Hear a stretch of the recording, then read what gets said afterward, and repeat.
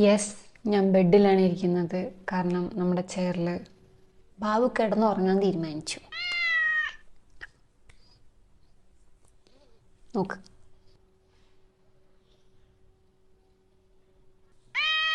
രണ്ട് മൂന്ന് പിമ്പിളൊക്കെ വന്നിട്ടുണ്ട്. അവൻ എന്നോട് പിക്ക് ചോദിച്ചു, ന്യൂഡ് പിക്ക്. പക്ഷേ അവൻ എന്നെ ഒരു സെക്സ് ടോയ് പോലെയാണ് കണ്ടിരുന്നത്. കൂടെ അച്ഛനും. എൻ്റെ നെഞ്ചിൽ തീ കത്താൻ തുടങ്ങി. അപ്പോൾ ഞാൻ പ്രഗ്നൻ്റ് ആണോ എന്നൊരു ഡൗട്ട് വന്നു. അവൻ ഞാനല്ലാതെ വേറൊരു പെണ്ണിനെയും മാരേജ് ചെയ്യില്ല എന്ന ഹോപ്പ് കൊണ്ട് ഞാൻ ഇന്നും ജീവിക്കുന്നു. എനിക്കിപ്പോഴും ഒരു കുഞ്ഞിൻ്റെ ജീവൻ നശിപ്പിച്ചതിൽ റിഗ്രറ്റ് ഉണ്ട്. It was a baby boy. ആദ്യത്തെ secret, some dark secrets about me. Hi വാ, ഇതെന്ന് കാണുമെന്ന് അറിയില്ല. എനിക്ക് എൻ്റെ വീഡിയോസ് കാണാൻ നല്ല ഇഷ്ടമാണ്. കുറേ നാളായി കുറച്ച് കാര്യങ്ങൾ ആരോടെങ്കിലും പറയണമെന്ന് വിചാരിക്കുന്നു. സോ ബേസിക്കലി ഇതൊരു family issue plus relationship issue ആണ്. ഇത് സ്റ്റാർട്ട് ചെയ്യുന്നത് എനിക്ക് 13 വയസ്സായപ്പോൾ ആണ്. എൻ്റെ ഡാഡ് ഒരു ആൽക്കഹോളിക് ആൻഡ് അബ്യൂസീവ് നാർസിസിസ്റ്റിക് ആണ്. പുള്ളി അമ്മയെ തല്ലും. എനിക്ക് അടി കിട്ടിയിട്ടുണ്ട്. അച്ഛന് സംശയരോഗമുണ്ട്. അതുകൊണ്ട് അമ്മ ചീറ്റ് ചെയ്യുന്നു എന്നൊരു പേടിയുള്ളത് കൊണ്ട് അത് പറഞ്ഞ് എന്നും അടിയായിരുന്നു. അതുപോലെ സ്വന്തമായൊരു ബിസിനസ് തുടങ്ങി, അത് ഫ്ലോപ്പായി. ഒരുപാട് കടമായി. ഇപ്പോൾ അത് തീർക്കാൻ അച്ഛൻ അബ്രോഡാണ്. എന്നും ആൾക്കാർ വന്ന് കടത്തിൻ്റെ കാര്യം ചോദിക്കും. ചിലപ്പോൾ വല്ലാണ്ട് ഷൗട്ട് ചെയ്യും. ബട്ട് മറ്റുള്ളവരിൽ നിന്ന് ഐസൊലേറ്റഡ് ആയിരുന്നത് കൊണ്ട് ഞാൻ വിചാരിച്ചു ഇത് നോർമലാണെന്ന്. സ്വന്തമായിട്ട് ഡ്രസ്സൊന്നും ഇല്ലായിരുന്നു. എല്ലാം റിലേറ്റീവ്സ് തരുന്നതാണ്. ഞാനൊരു +2 കഴിഞ്ഞപ്പോൾ ഒരു ചെക്കനുമായിട്ട് ഇഷ്ടത്തിലായി. എൻ്റെ ഇഷ്യൂസ് കാരണം എനിക്ക് എൻ്റെ എല്ലാം അവനായി. എൻ്റെ കംഫർട്ട് ഞാൻ അവനിൽ നിന്ന് നേടാൻ ശ്രമിച്ചു.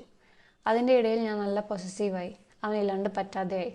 ബട്ട് ഞാൻ പൊസസീവ് ആവാതെ ഇരിക്കുമ്പോൾ അവൻ ചോദിക്കും എനിക്ക് അവനോട് സ്നേഹമില്ലേ എന്ന്. ആദ്യത്തെ മന്ത്സൊക്കെ നല്ല ബ്യൂട്ടിഫുൾ ആയിരുന്നു. ബട്ട് ഒരു 5 മന്ത്സ് കഴിഞ്ഞപ്പോൾ പ്രശ്നങ്ങൾ തുടങ്ങി. എനിക്ക് ഫ്രണ്ട്സ് ഇല്ലാണ്ടായി. വീട്ടുകാരോട് അടുപ്പം ഇല്ലാണ്ടായി. എനിക്കറിയാം എൻ്റെ മിസ്റ്റേക്കാണ്. ഒരു ബൗണ്ടറി വെച്ച് സ്നേഹിക്കണമായിരുന്നു. ഞാനത് ചെയ്തില്ല. പയ്യെ പയ്യെ എൻ്റെ അടുത്ത് നിന്ന് അവൻ അകലാൻ തുടങ്ങി. കോൾസിൻ്റെ ടൈം കുറഞ്ഞു. അവൻ പറഞ്ഞത് അവൻ്റെ ഫോൺ ചീത്തയായെന്ന്. സോ ഞാൻ ആദ്യമൊന്നും പറഞ്ഞില്ല. ബട്ട് പിന്നെ ആ കമ്മ്യൂണിക്കേഷൻ കുറയാൻ തുടങ്ങി. എനിക്ക് ഭ്രാന്ത് പിടിക്കാൻ തുടങ്ങി. ഓവർ തിങ്ക് ചെയ്യാൻ തുടങ്ങി. സ്വയം ഉപദ്രവിക്കാൻ തുടങ്ങി. അവൻ പിന്നെ ഓരോ കാര്യങ്ങൾ പറഞ്ഞ് അടി ഉണ്ടാക്കും. എന്നിട്ട് പെട്ടെന്ന് ഫോൺ കട്ട് ചെയ്യും. ബ്രേക്കപ്പ് ആവാമെന്ന് പറഞ്ഞ് ബ്ലാക്ക്മെയിൽ ചെയ്യും. എന്നിട്ട് നെക്സ്റ്റ് ഡേ വരെ എന്നെ അവോയ്ഡ് ചെയ്യും. അവനറിയാം ഞാൻ സെൽഫ് ഹാം ചെയ്യുമെന്ന്. ഞാൻ ഭ്രാന്ത് പിടിപ്പിച്ച് ആ സ്റ്റേജ് എത്തുന്നവരെ അവൻ മിണ്ടില്ല. അതിനുശേഷം ഞാൻ കൈ മുറിക്കുമ്പോൾ എന്നോട് മിണ്ടും. ഡിസ്കണ്ടിന്യൂഡ്. ഞാൻ പിറകെ നടന്ന് പട്ടിയെ പോലെ അപേക്ഷിക്കും പോവല്ലേ എന്ന്. പിന്നെ അവൻ പോവാതിരിക്കാൻ ഞാൻ എന്നെ തന്നെ അവന് കൊടുത്തു. ലാസ്റ്റായി കാണാൻ വന്നപ്പോൾ എൻ്റെ പെർമിഷനോടുകൂടെ അവൻ എന്നെ ടച്ച് ചെയ്തു. ബട്ട് ആ ടച്ചിലൊരു സ്നേഹം എനിക്ക് ഫീൽ ചെയ്തില്ല. I only felt pure lust from him.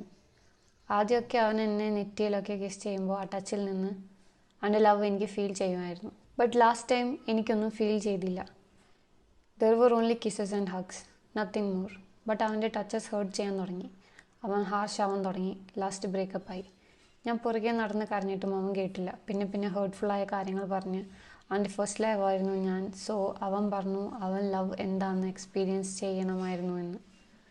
അതുകൊണ്ട് മാത്രമാണ് അവൻ എന്നെ സ്നേഹിച്ചത് എന്ന്. It hurted like hell. എന്നിട്ട് അവൻ പറഞ്ഞു അവൻ ഇനി റിലേഷൻഷിപ്പിലൊന്നും കയറില്ല എന്ന്. I blamed myself. എൻ്റെ പൊസസീവ്നെസ് ആൻഡ് ട്രോമ ഡംപിങ് കൊണ്ടായിരിക്കും അവൻ പോയത്. അവനെ ഞാൻ കുറ്റം പറയുന്നില്ല. ബട്ട് പിന്നെ കുറച്ച് നാൾ കഴിഞ്ഞപ്പോൾ I got to know that he got into a new relationship. I asked him about that and he said he preferred that girl over me.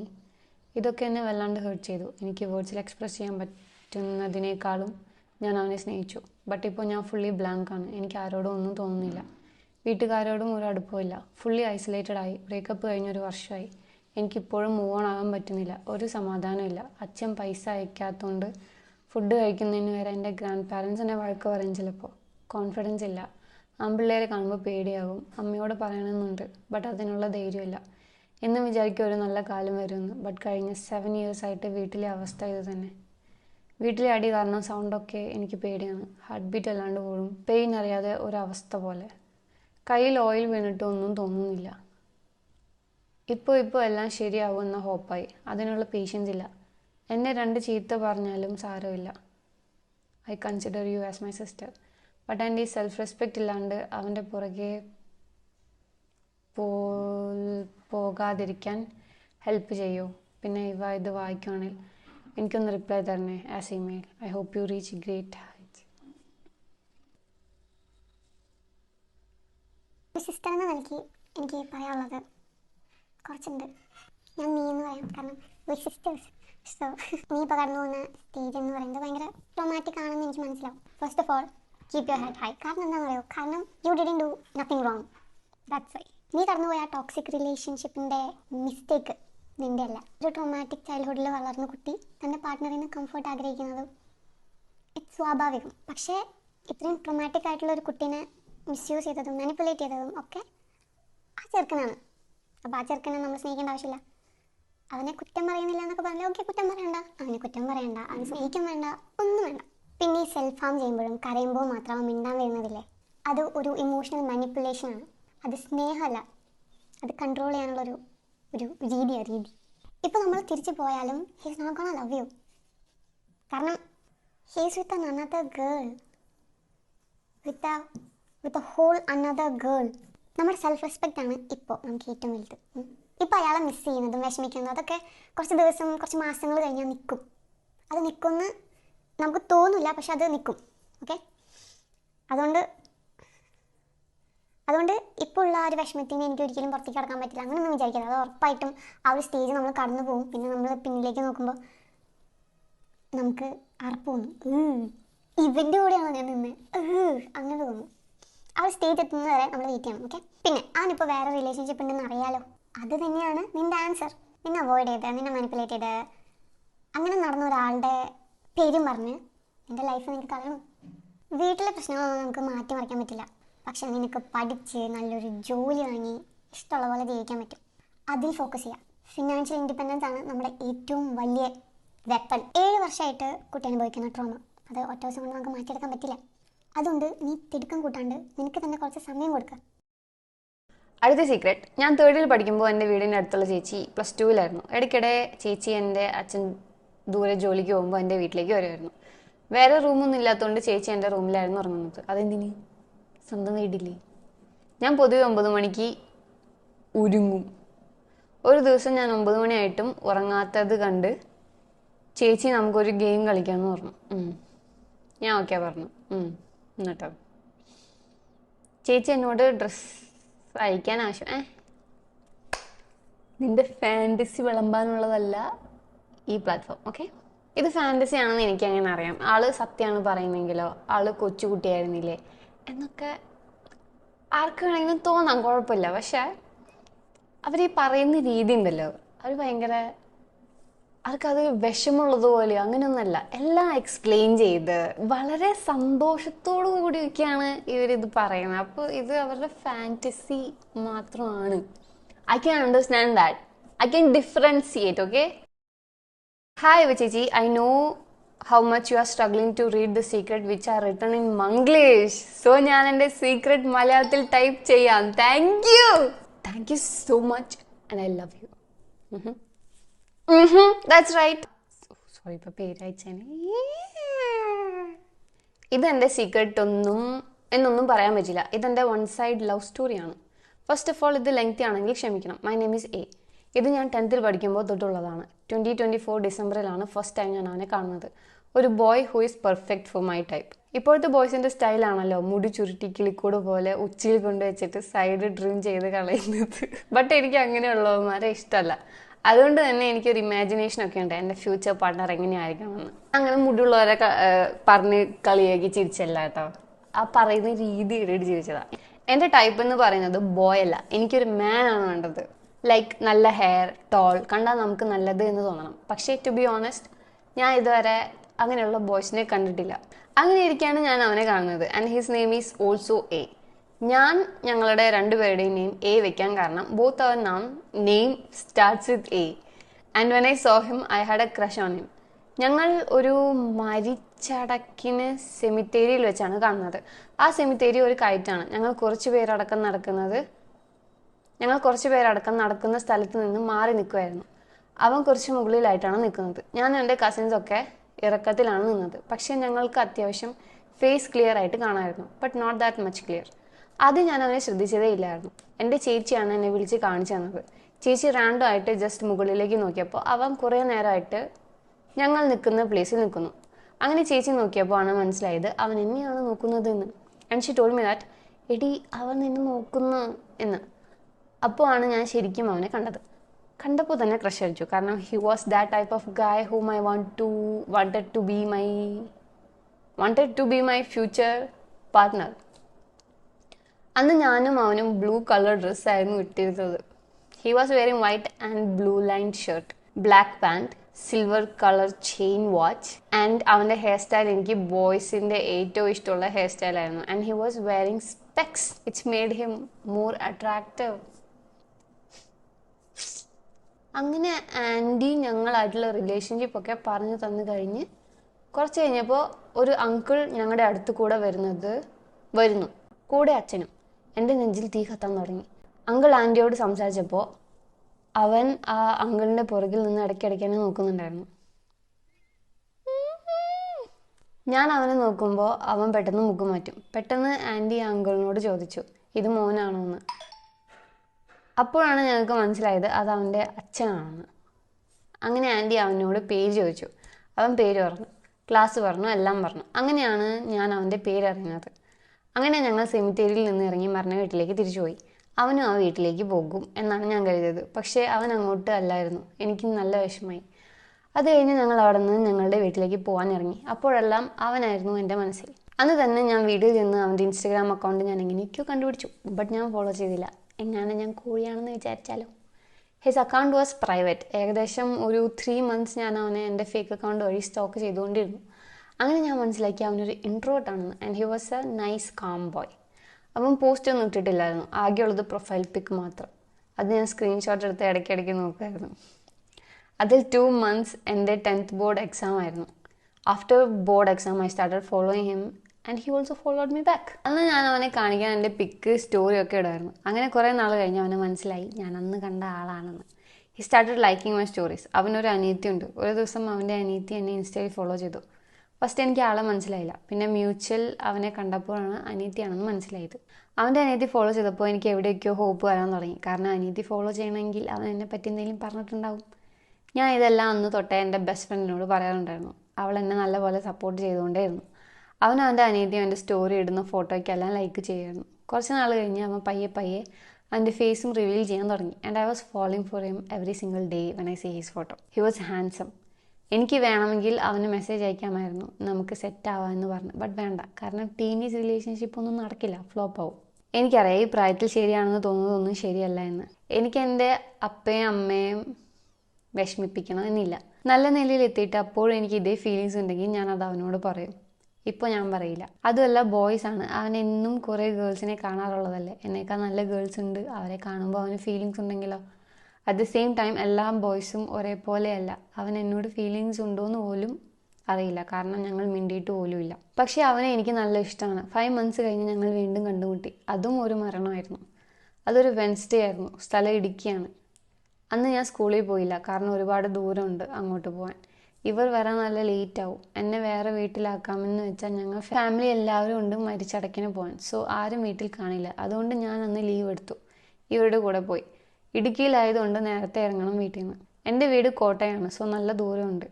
ഇവൻ അവിടെ വരാൻ നല്ല ചാൻസ് ഉണ്ട്, കാരണം അവൻ്റെ അച്ഛൻ്റെ ചേച്ചിയുടെ അമ്മായിയപ്പനാണ് മരിച്ചത്. അതായത് എൻ്റെ അപ്പച്ചൻ്റെ അനിയൻ. ഞാനാണെങ്കിൽ ഇവനെ കാണാൻ വേണ്ടിയാണ് പോയത്. ബട്ട് അന്ന് വെൻസ്ഡേ ആയിരുന്നതുകൊണ്ട് ഇവൻ വരില്ല എന്ന മൈൻഡ് ഉണ്ടായിരുന്നു. അങ്ങനെ ഞങ്ങൾ അവിടെ ഒരു 9 മണി ആയപ്പോൾ ചെന്നു. ബട്ട് അവനെ അവിടെ കണ്ടില്ല. ഞാൻ വന്നത് വെറുതെ ആയോ എന്ന് ഓർത്ത് ഞാൻ വിഷമിച്ചു. കുറച്ച് കഴിഞ്ഞ് ഒരു 10 മണിയൊക്കെ ആയപ്പോൾ ആൾ കൂടാൻ തുടങ്ങി. ഒരുപാട് ആൾക്കാർ വന്നു. ഞാൻ അങ്ങനെ നിരാശകാമുകിയായിരിക്കുമ്പോൾ അന്ന് കണ്ട അങ്കിൾ കയറി വന്നു. കൂടെ അവനും ഫാമിലിയും. ദൈവം എൻ്റെ പ്രാർത്ഥന കേട്ടു എന്ന് പറയാം. അന്ന് +2ൻ്റെ എക്സാം ആയിരുന്നു. സോ ഇവന് സ്കൂളിൽ ലീവായിരുന്നു. എനിക്ക് സന്തോഷവും പേടിയും എല്ലാം ആയിട്ട് എന്ത് ചെയ്യണമെന്ന് അറിയില്ല. ഞങ്ങൾ പുറത്താണ് ഇരുന്നത്. അവൻ എന്നെ കണ്ടില്ലായിരുന്നു. കുറച്ച് കഴിഞ്ഞ് ഞാനും കസിനും ചേട്ടനും വീടിൻ്റെ സൈഡിൽ പോയി നിന്നു. അവൻ വീടിൻ്റെ ഉള്ളിൽ നിൽപ്പുണ്ടായിരുന്നു. ഞാൻ അവനെ വിൻഡോയിൽ കൂടെ നോക്കി നിന്നു. He was beautiful. അങ്ങനെ അവൻ പുറത്തിറങ്ങി. ഞങ്ങൾ തമ്മിൽ കണ്ടു. ബട്ട് ചിരിച്ച് കാണിച്ചില്ല. നാണം കാരണം ഞാൻ തല വെട്ടിച്ചു. എനിക്ക് മുഖത്ത് നോക്കി ചിരിക്കാൻ കുറേ ചാൻസ് കിട്ടി. ബട്ട് എനിക്ക് നാണം വന്നിട്ട് ഞാൻ മുഖത്തേക്ക് നോക്കിയില്ല. അവൻ എന്നെ നോക്കാത്ത സമയം ഞാൻ അവനെ നോക്കുമായിരുന്നു. വീട്ടിൽ നിന്ന് ഞങ്ങൾ സെമിത്തേരിയിൽ ചെന്ന് അവിടെ അവൻ ആദ്യം ചെന്ന് ഞങ്ങൾ പുറകെയാണ് വന്നത്. അവൻ ഞങ്ങളെ നോക്കി നിൽക്കുന്നത് പോലെയായിരുന്നു. കയ്യിലൊരു കൂടെയൊക്കെ ആയിട്ട് നിൽപ്പുണ്ടായിരുന്നു. അവൻ ഇടയ്ക്കിടയ്ക്ക് എന്നെ തിരിഞ്ഞു നോക്കി. ഞാനും നോക്കി. അങ്ങനെ അടുത്ത് നിന്ന് അകലെ നിന്ന് ഞാൻ അവനെ ശരിക്കും കണ്ടു. ഞാൻ അവനെ കണ്ട അന്ന് തൊട്ട് അവന് വേണ്ടി പ്രാർത്ഥിക്കാറുണ്ട്. അവൻ്റെ അനിയത്തിക്ക് വേണ്ടി പ്രാർത്ഥിക്കും. എന്തെങ്കിലും അവനെ സ്വന്തമാക്കാൻ പറ്റുമെന്നൊരു ഹോപ്പുണ്ട്. ബട്ട് ഞാൻ അധികം എക്സ്പെക്റ്റ് ചെയ്യുന്നില്ല. കിട്ടിയില്ലെങ്കിൽ ഡിപ്രഷൻ ആയാലോ? എനിക്ക് എൻ്റെ അപ്പയും അമ്മയും പ്രൗഡാക്കണം. എന്നിട്ട് അവൻ എന്നോട് ഇഷ്ടമുണ്ടെങ്കിൽ സെറ്റ് ആവണം. എന്നിട്ട് വീട്ടിൽ പറയും. ഇതൊന്നും അല്ലെങ്കിൽ I will accept the reality. ഇപ്പോൾ 10 months ആവുന്നു. എനിക്കിപ്പോഴും ഇഷ്ടമാണ് അവനെ. ഈ 10 മാസത്തിൽ എൻ്റെ മനസ്സിലാവാനല്ലാതെ വേറെ ആരുമില്ല. കിട്ടുവാണെങ്കിൽ കിട്ടട്ടെ, നമുക്ക് പിടിച്ചു മേടിക്കാൻ പറ്റില്ലല്ലോ. Thanks for your patience and attention for my story. Love you a lot, Vijay. This is so cute. This story is the cutest. അടുത്ത സീക്രട്ട്.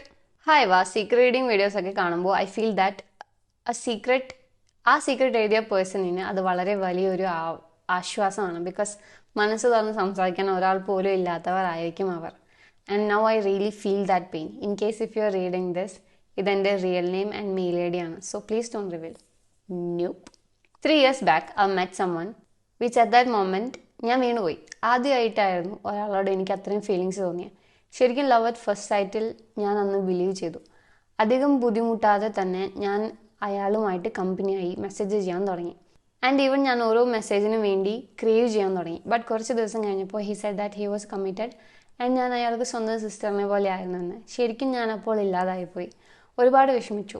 ലൈഫിൽ ആദ്യമായിട്ട് തോന്നിയ ഇഷ്ടം അവിടെ വെച്ച് തന്നെ ഇല്ലാണ്ടായി. ഇനി ഒരിക്കലും അങ്ങനെ ഒരു ഇമോഷൻ എൻ്റെ ലൈഫിൽ ഉണ്ടാവില്ല എന്ന് ഉറപ്പിച്ചു. പതിയെ ഞാൻ എല്ലാ കോണ്ടാക്ട്സും നിർത്തി. അവനക്ക് മെസ്സേജ് അയക്കാതെയായി. എൻ്റെ സ്റ്റഡീസിൽ ഫോക്കസ് ചെയ്തു. അവനെ കാണുമ്പോൾ മൈൻഡ് ചെയ്യാതെയായി. ഡേയ്സ് ഒക്കെ അങ്ങനെ പോയി. കുറച്ച് മാസങ്ങൾക്ക് ശേഷം എനിക്കൊരു മെസ്സേജ് വന്നു. ഹായ്, സുഖമാണോ? അത് അവൻ്റെ മെസ്സേജ് ആയിരുന്നു. അത് കണ്ടപ്പോൾ എനിക്ക് ശരിക്കും സങ്കടമായി.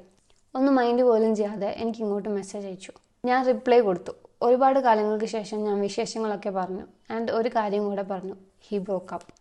സത്യം പറഞ്ഞാൽ അത് കേട്ടപ്പോൾ എനിക്ക് പടക്കം വെടിച്ച് പൊട്ടിക്കാനുള്ള ഹാപ്പിനെസ് ആയിരുന്നു. But I controlled myself.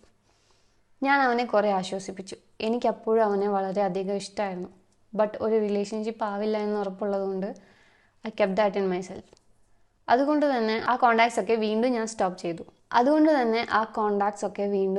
ചെയ്തു. After 1 year he messaged me again. Hello, എവിടെയാണ്? വിവരമൊന്നുമില്ലല്ലോ. ഞാൻ പിടിച്ചു വെച്ച് നിന്നിരുന്ന ഇമോഷൻസ് ഒക്കെ അന്ന് പൊട്ടിപ്പോയി. ഞങ്ങൾ വീണ്ടും നല്ല കമ്പനിയായി സംസാരിക്കാൻ തുടങ്ങി. We never stopped our conversation. പതിയെ ഞങ്ങൾക്ക് മനസ്സിലായി we are falling in love. അങ്ങനെ ഒരു ദിവസം നമുക്ക് മീറ്റ് ചെയ്യാമെന്ന് പ്ലാനാക്കി. ഞങ്ങൾ മീറ്റ് ചെയ്തു. പ്രതീക്ഷിച്ച പോലെ തന്നെ ഹി പ്രപ്പോസ്ഡ് മീ. ഒന്നും നോക്കാതെ തന്നെ ഞാൻ യെസ് പറഞ്ഞു. അങ്ങനെ അവിടെ നിന്ന് എൻ്റെ ലൈഫിലൊരു ബ്യൂട്ടിഫുൾ ജേർണി സ്റ്റാർട്ട് ചെയ്തു. He was a pure gem. ഇടയ്ക്ക് പറയും അവൻ്റെ എക്സിനൊട്ടും ഭാഗ്യമില്ല എന്ന്. എൻ്റെ അവൾ തേച്ചിട്ട് പോയില്ല എന്നുണ്ടെങ്കിൽ എനിക്ക് ഈ ലക്ക് കിട്ടില്ല എന്ന്. 2 years ഞങ്ങൾ ഞങ്ങളുടെ ലൈഫിലെ മോസ്റ്റ് ഹാപ്പിയസ്റ്റ് ഡേ സെലിബ്രേറ്റ് ചെയ്തു. എവറി അപ്സ് ആൻഡ് ഡൗൺസ് ഞങ്ങൾക്ക് ഞങ്ങൾ തന്നെ താങ്ങും തണലുമായി ഉണ്ടായിരുന്നു. എൻ്റെ സ്റ്റഡീസ് കഴിയാറാകുമ്പോൾ വീട്ടിൽ പ്രസൻറ്റ് ചെയ്യാനായിരുന്നു പ്ലാൻ. എൻ്റെ വീട്ടുകാർ ഇത് അക്സെപ്റ്റ് ആക്കുമെന്ന് ഞങ്ങൾക്ക് നല്ല ഹോപ്പ് ഉണ്ടായിരുന്നു. എൻ്റെ പാരൻസിനോട് എല്ലാം ഞാൻ ഷെയർ ആക്കുമായിരുന്നു. ബട്ട് ഇത് മാത്രം പറയാൻ എനിക്ക് പേടിയായിരുന്നു. അങ്ങനെ ഫൈനലി ഞാൻ എൻ്റെ PG സെക്കൻഡ് ഇയർ ആയി. വീട്ടിൽ പ്രസൻറ്റ് ചെയ്യാൻ തീരുമാനിച്ചു. പക്ഷേ കാര്യങ്ങളൊന്നും പ്ലാൻ ചെയ്ത പോലെ നടന്നില്ല. എൻ്റെ ഒരു ഫ്രണ്ട് വഴി വീട്ടിലറിഞ്ഞു. എല്ലാം കയ്യിൽ നിന്ന് പോയി. വീട്ടിൽ നല്ല സീനായി, പ്രശ്നങ്ങളായി. ഞാൻ എൻ്റെ പാരൻസിൻ്റെ വേറൊരു ഫേസ് കണ്ടു. വേറെ എന്തും അവർ അക്സെപ്റ്റ് ചെയ്യുമായിരുന്നു. ബട്ട് ലവ് മാരേജ് അവർ നടക്കില്ല എന്ന് തീർത്തു പറഞ്ഞു. അതെന്നാ പരിപാടിയാ? കാര്യങ്ങൾ തീർത്തും ഓപ്പോസിറ്റായി. ഒരു വിധത്തിലും അവർ കൺവിൻസ് ആയില്ല. Because it was a love marriage. അന്നത്തോടു കൂടി എനിക്ക് എൻ്റെ പാരൻസിനോടുള്ള ട്രസ്റ്റ് പോയി. എന്നെയും അവനെയും വേറെ കല്യാണം കഴിപ്പിക്കാൻ വീട്ടുകാർ തീരുമാനിച്ചു. എനിക്ക് കുറേ പ്രൊപ്പോസൽസ് വന്നു. പെണ്ണ് കാണലായി, ആകെ ബഹളവും. ബട്ട് ഞാനെല്ലാം മുടക്കി. ഞാൻ അവനെ അല്ലാതെ വേറെ ആരെയും എൻ്റെ ഹസ്ബൻഡായി കണ്ടിട്ടില്ല. ബട്ട് അവൻ്റെ കാര്യം എന്താണെന്ന് എനിക്കറിയില്ല. ബിക്കോസ് ഞങ്ങൾ തമ്മിൽ ഇപ്പോൾ കോണ്ടാക്റ്റ് ഇല്ല. വീട്ടുകാർ ഫോണൊക്കെ പിടിച്ച് വെച്ച് നല്ല സീനാക്കി. I don't know why. എൻ്റെ പാരൻസിൻ്റെ കയ്യിൽ നിന്നും ഞാൻ ഇങ്ങനെ ഒട്ടും എക്സ്പെക്റ്റ് ചെയ്തില്ല. ഞാൻ അവന് വേണ്ടി വെയിറ്റ് ചെയ്യും. അവൻ ഞാനല്ലാതെ വേറൊരു പെണ്ണിനെയും മാരേജ് ചെയ്യില്ല എന്ന ഹോപ്പ് കൊണ്ട് ഞാൻ ഇന്നും ജീവിക്കുന്നു. അവൾക്ക് ഞാൻ അല്ലാതെ വേറെ ഒരു പെണ്ണിൻ്റെ കൂടെ ജീവിക്കാൻ പറ്റില്ല എന്ന് ഞാൻ വിശ്വസിക്കുന്നു. ഇന്ന് ദൈവത്തിന് മാത്രമേ എന്തെങ്കിലും ചെയ്യാൻ പറ്റുള്ളൂ. And I hope my parents will understand me. ഇത്രയും പറഞ്ഞതുകൊണ്ട് ഇവയ്ക്കൊന്നും കിട്ടാനില്ല എന്നറിയാം. അങ്ങനെ പറയില്ലേ? But I don't have any one to share this with. ഒന്ന് പറഞ്ഞ് കരയാൻ പോലും ആരുമില്ല. ഇവ ഇത് വായിക്കുകയാണെങ്കിൽ എന്തെങ്കിലും ഒരു സൊല്യൂഷൻ ഉണ്ടെങ്കിൽ ഇഫ് യു ക്യാൻ ഒന്ന് പറയുക. കാരണം എനിക്കൊന്നും ചിന്തിക്കാൻ പറ്റുന്നില്ല. I am drafting this mail through my cousin's phone. Hope you read this. do more videos and always be happy. And thanks for reading this long message. ഇപ്പം ഞാൻ ഈ സീക്രട്ട് വായിച്ചു കഴിഞ്ഞാൽ ഇടയ്ക്ക് എന്തെങ്കിലും സംഭവിച്ചെങ്കിൽ അതിൻ്റെ അപ്ഡേഷൻ ഒന്ന് തന്നിരുന്നെങ്കിൽ നല്ലതായിരുന്നു. ഇനിയിപ്പോൾ ഒന്നും സംഭവിച്ചിട്ടില്ലെങ്കിൽ കുഴപ്പമൊന്നുമില്ല. ഇനിയിപ്പോൾ എന്തെങ്കിലും സംഭവിച്ചിട്ടുണ്ടെങ്കിൽ ലെറ്റ് us know.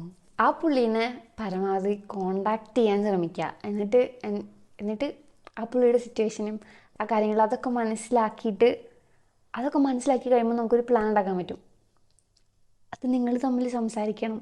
നിങ്ങൾ തമ്മിൽ സംസാരിച്ചാലാണ് അവിടെ എന്തെങ്കിലുമൊക്കെ നടക്കുള്ളൂ. അല്ലേ? അങ്ങനെയല്ലേ? അങ്ങനെയാണ്. അടുത്ത secret, teen pregnancy real story. Hey ചേച്ചി, എൻ്റെ പേര്. ഞാൻ ചേച്ചിയുടെ പേര് പറയാൻ പാടുമോ? ഞാൻ ചേച്ചിയുടെ കുറേ വീഡിയോസ് കാണാറുണ്ട്. ഞാൻ എൻ്റെ ഒരു സീക്രട്ട് പറയാൻ വേണ്ടിയാണ് മെയിൽ അയക്കുന്നത്. ഞാൻ 8th പഠിക്കുമ്പോൾ ഞാൻ ഒരാളെ ഡേറ്റ് ചെയ്തായിരുന്നു. എല്ലാവരും അവനെ ഡാഷ് എന്നാണ് വിളിച്ചിരുന്നത്. എനിക്ക് അവനെ നല്ല രീതിയിൽ ഇഷ്ടമായിരുന്നു. പക്ഷേ അവൻ എന്നെ ഒരു സെക്സ് ടോയ് പോലെയാണ് കണ്ടിരുന്നത്. എന്നെ ഫിസിക്കലി കുറേ ടൈംസ് യൂസ് ചെയ്തിട്ടുണ്ട്. ഞങ്ങളുടെ ഇടയിൽ ഒരു ആർഗ്യൂ വന്നു. വീണ്ടും പാച്ചപ്പായി കഴിഞ്ഞപ്പോൾ അവൻ എന്നോട് പിക്ക് ചോദിച്ചു, ന്യൂഡ് പിക്ക്. എനിക്ക് അവനെ അത്രയും ഇഷ്ടമുള്ളതുകൊണ്ട് ഞാൻ അയച്ചു കൊടുക്കുകയും ചെയ്തു. പക്ഷെ അവനത് അവൻ്റെ എല്ലാ ഫ്രണ്ട്സിനും അയച്ചു കൊടുത്തു. 70+ ഫ്രണ്ട്സിന്. ഞാൻ ഇതൊന്നും അറിഞ്ഞില്ല. ഞങ്ങൾ 2 years ഡേറ്റ് ചെയ്തു. 2022 തുടങ്ങിയ റിലേഷൻഷിപ്പായിരുന്നു. അവൻ വീണ്ടും അവൻ്റെ വീട്ടിലേക്ക് വിളിച്ച് എന്നെ കുറേ പ്രാവശ്യം ഫിസിക്കലി യൂസ് ചെയ്തിട്ടുണ്ട്, കൗണ്ട്ലെസ് ടൈംസ്. അങ്ങനെ ഇരിക്കെ 2024 എനിക്ക് ഡേറ്റ് ആയില്ല. അത് ഞാൻ അവനോട് പറഞ്ഞു. എനിക്ക് വൊമിറ്റ് ചെയ്യാനുള്ളത് പോലെയൊക്കെ വന്നു. അപ്പോൾ ഞാൻ പ്രഗ്നൻ്റ് ആണോ എന്നൊരു ഡൗട്ട് വന്നു. ഞാൻ അവനെ കൊണ്ടൊരു ടെസ്റ്റർ വാങ്ങി ടെസ്റ്റ് ചെയ്തപ്പോൾ പോസിറ്റീവായിരുന്നു. I was 14 then. I don't even know what to do. അവനോട് ഇത് പറഞ്ഞപ്പോൾ അവൻ കുറേ ടൈംസ് ഓരോന്ന് തന്ന് അബോർട്ട് ചെയ്യാൻ നോക്കി. ബട്ട് ഒന്നും ആയില്ല. അങ്ങനെ എനിക്ക് ഫിറ്റ്സ് ഉള്ളതുകൊണ്ട് ഫിറ്റ്സ് വന്ന് ഞാൻ ഹോസ്പിറ്റലിൽ അഡ്മിറ്റായി. എൻ്റെ അമ്മയ്ക്ക് ഡൗട്ട് ഉണ്ടായിരുന്നത് കൊണ്ട് എനിക്ക് വയറുവേദന ഉണ്ടായിരുന്നത് കൊണ്ടും ഒരു അബ്ഡോമിനൽ സ്കാൻ ചെയ്തു. അങ്ങനെ വീട്ടിലറിഞ്ഞു. കേസായി, ആകെ സീനായി. ഞാനൊരു റൂമിൽ ഒറ്റയ്ക്കായിരുന്നു. അബോർഷൻ ആക്കണമെന്ന് എനിക്ക് ഉണ്ടായിരുന്നില്ല, പക്ഷേ ചെയ്യേണ്ടി വന്നു. ഒരു റൂമിൽ ഒറ്റയ്ക്ക് ആരും ഇല്ലാതെ ഒറ്റയ്ക്കിരുന്ന് ആകെ ഡിപ്രഷനായി. അങ്ങനെ എനിക്ക് സ്ലീപ്പിംഗ് പിൽസ് തരാൻ തുടങ്ങി. ഈ കേസ് ആയ ടൈമിൽ അവൻ പറഞ്ഞു എന്നെയും ആ കുഞ്ഞിനെയും അവനക്ക് വേണ്ട എന്ന്. അവനെ വിശ്വസിച്ച് ആണ് ഞാൻ ഇത്രയും വലിയ കാര്യത്തിന് കൂട്ടുനിന്ന്. എന്നിട്ടും എന്നെ അവൻ ചതിച്ചു. അതുകൂടെ കേട്ട് കഴിഞ്ഞപ്പോൾ ആകെ ഡൗണായി. ഞാൻ എല്ലാ ദിവസവും ഇരുന്ന് കരയും, ഫുഡ് പോലും കഴിക്കാതെ. കണ്ണടച്ച് ആ കുഞ്ഞിൻ്റെ കരച്ചിലാണ് കേട്ടിരുന്നത്. ഇപ്പോൾ ഞാൻ ഫുള്ളി റിക്കവറായി. അതെല്ലാം കഴിഞ്ഞിട്ട് ഏകദേശം 1 year ആയി. നോ ഫിറ്റ്സ് ഉണ്ട്, പിന്നെ ഹാർട്ടിനും ചെറിയ കുഴപ്പമുണ്ടെന്നല്ലാതെ. എക്സിൻ്റെയും ആ കേസിൻ്റെയും കാര്യത്തിൽ നിന്നെല്ലാം റിക്കവറായി. It was tough but I did it. എന്നൊരു കാര്യം പറയാൻ വിട്ടുപോയി. ഇതെല്ലാം കഴിഞ്ഞ് ഞാൻ റിക്കവറായി കഴിഞ്ഞപ്പോൾ എൻ്റെ എക്സ് തിരിച്ചു വന്നു. എന്നെ ഇഷ്ടമാണെന്ന് പറഞ്ഞു. പക്ഷെ ഞാൻ അവനോട് നോ പറഞ്ഞു. എന്നെ അത്രയും സഫർ ചെയ്യിച്ചിട്ട് ഞാൻ അവനോട് ക്ഷമിക്കണോ? ചേച്ചി പറയും. No, never. What you're doing is right. You're taking the right moves. And I love you for that.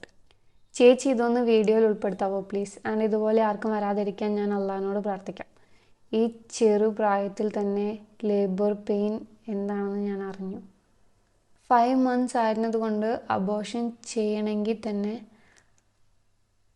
അതിനെ ലേബർ വഴി തന്നെ പുറത്തെടുക്കാൻ സാധിക്കുമായിരുന്നുള്ളൂ.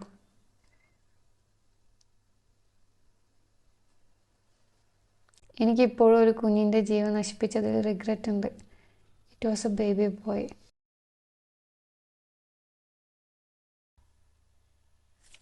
ആ കുഞ്ഞിന് സ്വർഗത്തിൽ അള്ളാഹ് ഒരിടം കൊടുക്കാനായി എല്ലാവരും പ്രാർത്ഥിക്കാൻ കൂടെ പറയണേ. Thank you so much for reading this. May God bless you. I need a moment. I know we all need a moment. I wish I could give you a hug. ഞാൻ നേരത്തെ വായിച്ച സീക്രട്ടിൽ നിന്ന് റിക്കവർ ആയിട്ടില്ല. അടുത്ത secret. Hi വാഗുലസ്. Hi, എൻ്റെ പേര് ആദർശ്. ഞാൻ ആദ്യമായിട്ടാണ് ഒരു മെയിൽ അയക്കുന്നത്. ഞാൻ നിങ്ങളുടെ ഒരു ഫാനാണ്. എനിക്ക് ഇന്നലെ ഒരു അനുഭവം ഉണ്ടായി. ഞാൻ അതെൻ്റെ വീട്ടുകാരോട് പറഞ്ഞാൽ അവരത് വിശ്വസിക്കില്ല എന്ന് എനിക്കറിയാം. അതുകൊണ്ട് അതിവിടെ പറഞ്ഞേക്കാമെന്ന് കരുതി. എന്താണെന്ന് വെച്ചാൽ ഒരു മാസമായിട്ട് ഞാൻ എൻ്റെ അച്ഛൻ്റെ അമ്മയുടെ അടുത്താണ് നിൽക്കുന്നത്, തറവാട്ടിൽ. അച്ഛമ്മ ഒറ്റയ്ക്കാണ് താമസിക്കുന്നത്. ഏകദേശം 20 വർഷം. അച്ഛമ്മയ്ക്ക് പട്ടിയെ പൂച്ചയോ ഒന്നും ഇഷ്ടമല്ല. എവിടെ കണ്ടാലും അതുങ്ങളെ ഓടിക്കും. എപ്പോഴും വീട്ടിലേക്ക് ഒരു പൂച്ച വരും. അതിനെ അച്ഛമ്മ ആട്ടി ഓടിക്കും. എല്ലാ ദിവസവും അത് വരും. ഞാൻ യൂട്യൂബ് വീഡിയോ ഗെയിംസ് എല്ലാം കഴിഞ്ഞ് ഉറങ്ങുമ്പോൾ ഒരുപാട് സമയമാവാറുണ്ട്. പലപ്പോഴും എയർഫോണിൽ ഊരി കിടക്കാൻ നേരം അച്ഛമ്മയുടെ സംസാരം കേൾക്കാറുണ്ട്. നേരത്തെ കിടന്നുറങ്ങി നേരത്തെ എഴുന്നേൽക്കുന്ന പതിവാണ് അച്ഛമ്മയ്ക്കുള്ളത്. അതുകൊണ്ട് അതെനിക്ക് തോന്നിയതാവുമെന്ന് ഞാൻ വിശ്വസിച്ചു. ഒരു 3 ദിവസം മുമ്പ് ഞാൻ അച്ഛമ്മയുടെ സംസാരം വീണ്ടും ശ്രദ്ധിച്ചു. സമയം 1:47. ഞാൻ മെല്ലെ റൂമിന് പുറത്തിറങ്ങി. അപ്പോൾ അച്ഛമ്മ എന്തൊക്കെയോ പറയുന്നത് പോലെ തോന്നി. ഞാൻ അച്ഛമ്മയുടെ റൂമിനടുത്തേക്ക് പോയി. അച്ഛമ്മ റൂം ഡോർ ക്ലോസ് ചെയ്യാറില്ല. എപ്പോഴും തുറന്നായിരിക്കും ഉണ്ടാവുക. ഞാൻ ഹാളിലെ ലൈറ്റ് ഓൺ ചെയ്തു. അപ്പോൾ ആ വെളിച്ചം ചെറുതായി ആ റൂമിലേക്ക് കിട്ടും. സംസാരം കേട്ടുകൊണ്ടേയിരുന്നു. ഞാൻ റൂമിൻ്റെ ഡോറിനടുത്തേക്ക് നീങ്ങി നിന്നു. അവിടെ നിന്നപ്പോൾ എനിക്ക് മനസ്സിലായി റൂമിലൊരു പൂച്ചയുണ്ടെന്ന്. പെട്ടെന്ന് സംസാരം നിന്നു. റൂമിൽ നിന്നും ഒരു പൂച്ച ഇറങ്ങി ഓടി. ഞാൻ തിരികെ റൂമിൽ വന്ന് കിടന്നു. രാവിലെ ഒന്നും നടക്കാത്തതുപോലെയായിരുന്നു അച്ഛമ്മയുടെ പെരുമാറ്റം. ആ പൂച്ച രാവിലെ സമയത്ത് വീണ്ടും വീട്ടിൽ വന്നു. അച്ഛമ്മ അതിനെ ഓടിച്ചു.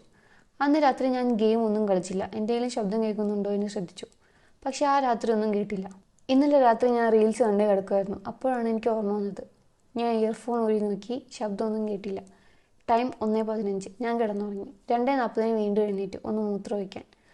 അപ്പോൾ എനിക്ക് ശബ്ദം കേൾക്കാമായിരുന്നു. എനിക്കെന്തോ വല്ലാത്ത പേടി തോന്നി. ഞാൻ കുറച്ച് നേരം അവിടെ ഇരുന്ന ശേഷം അച്ഛമ്മയുടെ റൂമിലേക്ക് ചെന്ന് അവിടുത്തെ ലൈറ്റ് ഓൺ ചെയ്തു. അപ്പോൾ ഞാൻ കണ്ടത് അച്ഛമ്മ വെറുതെ ഇരുന്ന് സംസാരിക്കുന്നതാണ്. അച്ഛമ്മ പെട്ടെന്ന് എന്നെ തറപ്പിച്ച് നോക്കി. ഞാൻ പേടിച്ച് ലൈറ്റ് ഓഫ് ചെയ്തു. തിരികെ എൻ്റെ റൂമിൽ വന്ന് ഡോർ ലോക്ക് ചെയ്തു. ഞാൻ ആകെ പേടിച്ചു. അന്ന് രാത്രി മുഴുവൻ ഞാൻ ഉറങ്ങിയില്ല. രാവിലെ ഒന്നും സംഭവിക്കാത്തതുപോലെ അച്ഛമ്മ പെരുമാറി.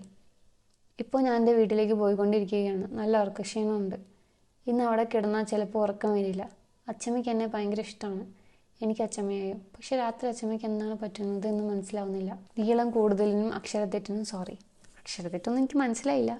നീളം കൂടുതലും ഇല്ലല്ലോ. A nice story. പക്ഷെ സംഭവം കൊള്ളാം. ഇതൊന്ന് വലിച്ചു നീട്ടി വലുതാക്കി ട്വിസ്റ്റും അതും ഇതൊക്കെ കൊടുത്തൊരു നല്ല ഹൊറർ സ്റ്റോറി ആവില്ലേ? നൈസ്. ഞാൻ ഇന്ന് കുറേ വായിക്കുമെന്ന് വിചാരിച്ചു. കുറേ വായിച്ചെന്നാണ് എൻ്റെ ഒരു വിശ്വാസം. അതുകൊണ്ട് ഇന്നത്തേക്ക് ഇത്രമാത്രം. അടുത്ത സീക്രട്ട് റീഡിങ് അല്ലെങ്കിൽ ഹൊറർ വീഡിയോ ആയിട്ട് I will come back. Thanks for watching. Thank you. Bye by.